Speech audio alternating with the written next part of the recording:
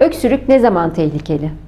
Öksürükle beraber nefes darlığı bulguları varsa bu tehlike işareti olabilir. Nefes darlığı bulguları arasında sık ve hızlı nefes alıp verme, göğüs kafesinin belirgin şekilde inip kalkması, dudaklarda morarma, küçük bebeklerde inleme ve nefes alıp verirken burun kanatlarının hareket etmesi sayılır. Bu zorlayıcı durumda göğüs kafesinden gelen hırıltı da önemlidir.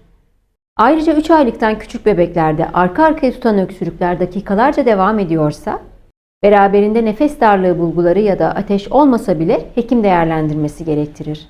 Tüm çocuklarımıza öksürükten uzak, sağlıklı günler dileğiyle.